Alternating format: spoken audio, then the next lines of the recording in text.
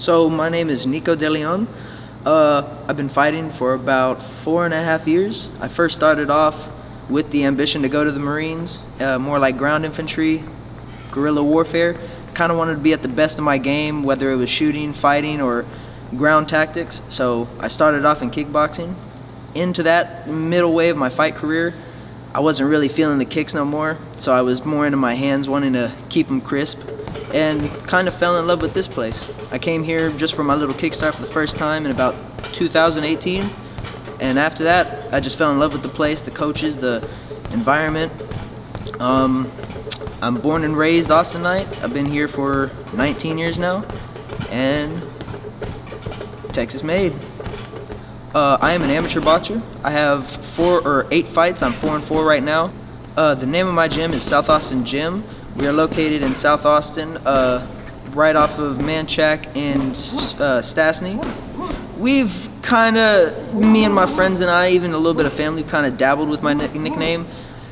Some people say that it would be good for my name to be Neko Suave De Leon, but right now I'm kind of sticking to Neko the Lion De Leon, just because De Leon in Spanish is of the lion, and it kind of just fits with me. I have a little lion tattoo on my chest, so it matches.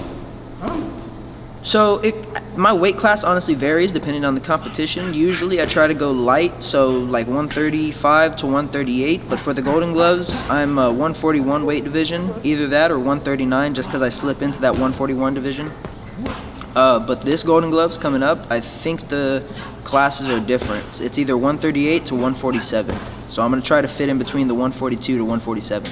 Naturally, my fighting style is orthodox, but I kind of switch. I'm trying to dabble with southpaw just so I can get better with my left hand as power, but naturally it is orthodox. I try to be a little bit more on the outside whenever I'm trying to counter. I'm more of a counter puncher just because I don't like getting hit so much, but I know that you have to be hit to land a better hit sometimes.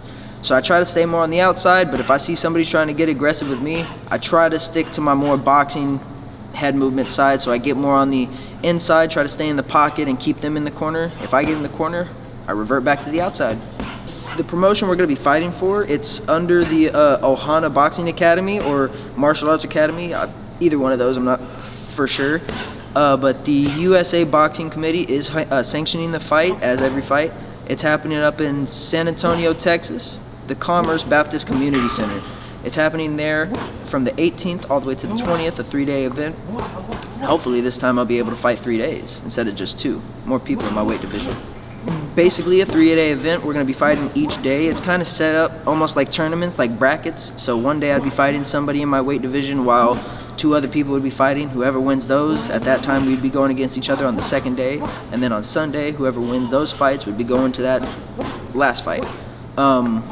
But the reason I say I only fought 2 days last time is because I was only able to fight Saturday and Sunday because of the low amount of people in my weight division. But with the jacket, I came out victorious. And hopefully, I'm planning on bringing back another one this month. I have to say my favorite strike or striking technique would probably be the left hook. If not the left hook, the left uppercut.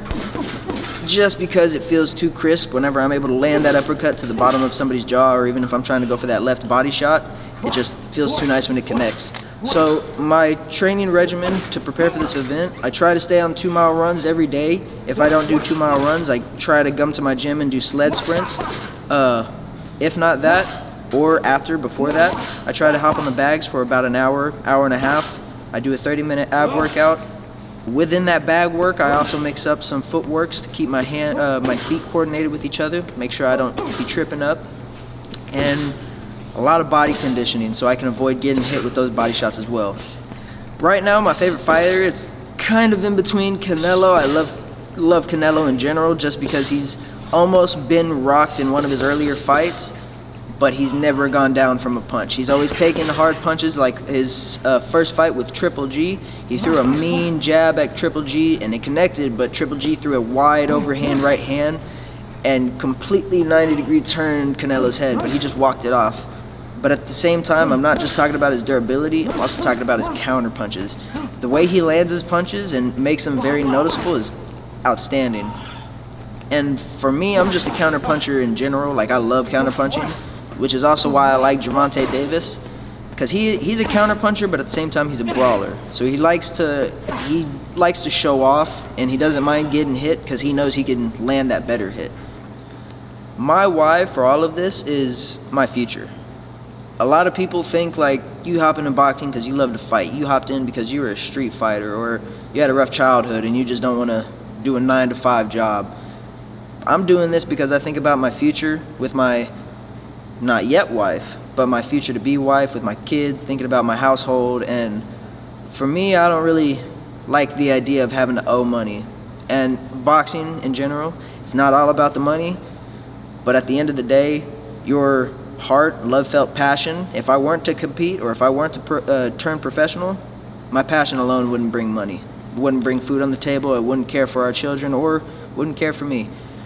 So at the end of the day, my why is to make sure I have a secure future